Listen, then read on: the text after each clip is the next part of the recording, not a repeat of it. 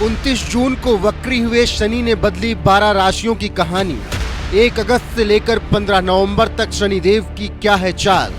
शनिदेव की उल्टी चाल आपकी जिंदगी में लाएगी भूचाल। किन राशियों पर बरसेगी शनि की कृपा और किन गुनाहों की मिलेगी सजा, जानिए ज्योतिषाचार्य राकेश चतुर्वेदी से सिर्फ एनएमएफ न्यूज पर। नमस्कार, मैं हूं आपके साथ सपना दानू। स्वागत है आपका हमारे चैनल एनएमएफ न्यूज़ पर। मेरे साथ मौजूद हैं जाने माने ज्योतिषाचार्य राकेश चतुर्वेदी जी। बहुत बहुत स्वागत है सर आपका हमारे चैनल। नमस्कार, सादर वंदन आपको। हर हर महादेव, शिव शंभु दर्शकों आपको भी।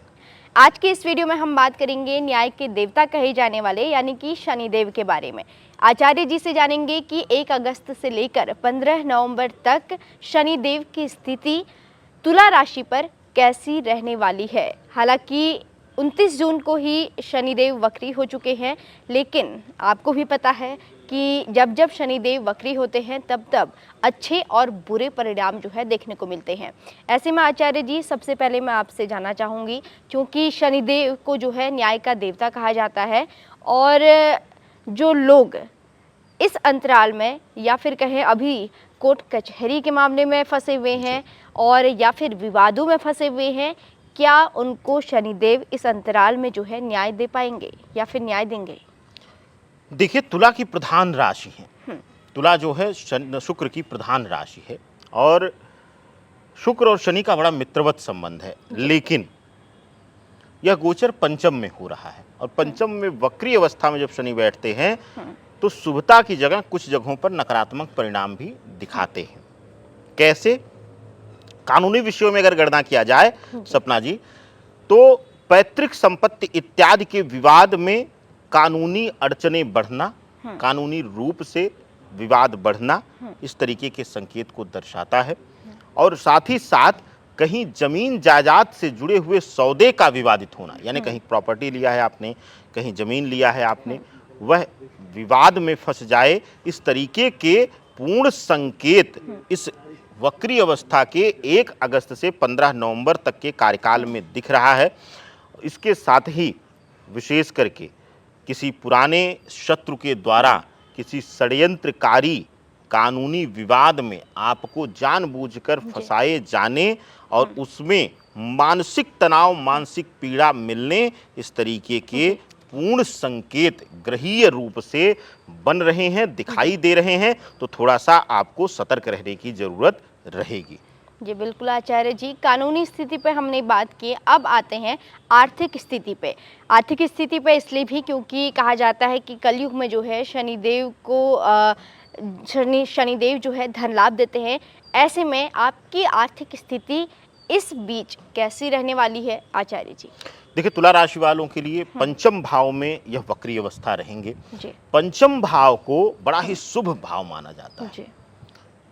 वक्री अवस्था में अब तक जो प्रोग्रेस आपकी बहुत स्लो थी, चाहे वह नौकरी के क्षेत्र में या फिर व्यापार के क्षेत्र में या फिर आप बहुत दिनों से नौकरी से व्यापार में स्विच करना चाहते थे, उसमें भी अड़चनें बनी हुई थी, तो वह अड़चन दूर हो सकती है। वह रुकावटें अब दूर होती हुई दिखाई दे रही हैं। इसके साथ ही नौकरी पेशा लोगों के लिए यह समय प्रोग्रेसिव है। इस समय, इस कालखंड में वह लोग जो मीडिया के क्षेत्र में हैं, जो गवर्नमेंट सर्विसेज में हैं, जो लोग एडमिनिस्ट्रेटिव सर्विसेज में हैं, जो लोग सेना या पुलिस बल में हैं, उनके लिए प्रमोशन इत्यादि मिलना, उनके पद प्रतिष्ठा में वृद्धि होना, मनवांछित स्थान पर परिवर्तन, स्थानांतरण होना। इसके साथ ही जो मीडिया के क्षेत्र में, जो कला के क्षेत्र में, जो मनोरंजन के क्षेत्र में हैं, उनके जीवन में एक शुभ परिणाम मिलना सांकेतिक रूप से दिखा रहा है। तो यह समय नौकरी पेशा और व्यापारी दोनों के लिए एक शुभतापूर्ण रूप से आ रहा है। जी बिल्कुल आचार्य जी, अब आते हैं संबंधों पे, जो कि बहुत ज़्यादा महत्वपूर्ण हो जाते हैं हर किसी के लिए। ये जो अंतराल है उसमें इन राशि वालों के लिए जो है संबंध क्या कुछ कहते हैं, चाहे वो पारिवारिक संबंध हो या फिर सामाजिक संबंध हो? देखिए, पारिवारिक और सामाजिक संबंधों के लिए शनि की यह वक्री अवस्था, पंचम भाव जो होता है सपना जी, पंचम भाव में क्योंकि ये हो रहा है, तो पंचम भाव जो होता है वह किसी भी जातक के लिए उसके संतान सुख, पिता सुख और साथ ही साथ भविष्य के सुखों में वृद्धि को लेकर होता है। तो ऐसे अवस्था में भविष्य जुड़ा होता है संबंध भाव से, क्योंकि अगर सब कुछ अच्छा होगा, संबंध ही पीड़ित होगा, खूब पैसा कमा रहे हों, रोज आकर के घर में घुसते ही क्लेश का माहौल मिल जाए, तो मुझे लगता है कि हर प्रकार के सुख क्षीण हो जाते हैं और आप धीरे धीरे गृहस्थ जीवन से भी विरक्त होना शुरू हो जाएंगे। पंचम भाव में वक्री अवस्था में बैठ करके यह पति पत्नी के रिश्तों में जहां दरार बढ़ा रहे हैं, वहीं पर पारिवारिक रूप से यानी कि माता पिता भाई बहनों के साथ, मित्रों के साथ संबंधों में मधुरता ला रहे हैं, सुधार कर रहे हैं, रिश्तों की पहचान आपको कराएंगे। और हाँ, अगर आप प्रेम संबंधों में हैं तो प्रेम संबंधों में वह लोग जो हैं जिनका प्रेम सच्चा है, तो शनिदेव वक्री अवस्था में उनके भविष्य के दृष्टिकोण से उनको वैवाहिक बंधन में बंधने के लिए एक साफ सुथरा रास्ता तैयार करके इस वक्री अवस्था में देते हुए नजर आ रहे हैं। सपना जी। जी आचार्य जी, आखिरी में जाने से पहले आपसे दर्शकों के लिए जो है उपाय पूछूंगी, क्या कुछ ये उपाय कर सकते हैं? देखिए, इनके लिए दो तरीके से मैं बताऊंगा, दो चीज़ों के लिए यह उपाय बता रहा हूं। पहली चीज़ कि इनके संबंध भाव में भी सुधार होगा, पति पत्नी के वैवाहिक जीवन में भी, और दूसरा जो सुधार होगा वह इनके लिए कानूनी अड़चनों में, वाद विवाद में, प्रॉपर्टी संपत्ति इत्यादि के। तो ऐसी अवस्था में आप देख लीजिए कि अगर आप इस बीच इस तरीके से परेशान हैं तो आपके लिए एक ही मात्र ब्रह्मबाण उपाय है। क्या है वह, बताते हैं आपको। इस सावन भरपूर रूप से इसका लाभ ले सकते हैं, सावन के बाद भी इस उपाय को 15 नवंबर तक कर सकते हैं।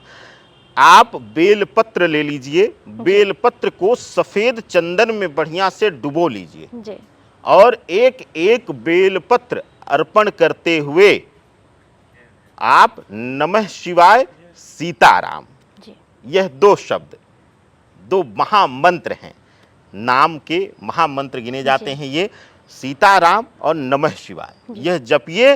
क्योंकि सपना जी, भगवान प्रभु श्री रामचंद्र ने कहा है कि जहां शिव का अपमान होगा वहां मैं नहीं रहूंगा, और जहां राम का अपमान, राम को चाहने वाले शिव का अपमान करेंगे तब भी मैं साथ नहीं दूंगा।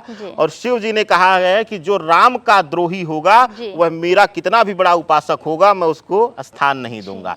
तो दोनों चीजों में शत्रु विजय के लिए राम के जैसा शत्रु विजय प्राप्त करने वाला कोई नहीं हुआ, और वैवाहिक जीवन में एक मिसाल के रूप में भगवान भोलेनाथ से बड़ा कोई नहीं हुआ। तो ऐसी अवस्था में दोनों चीजों में आपको लाभ मिलेगा और आनंदित हो जाएंगे आप यह उपाय करके।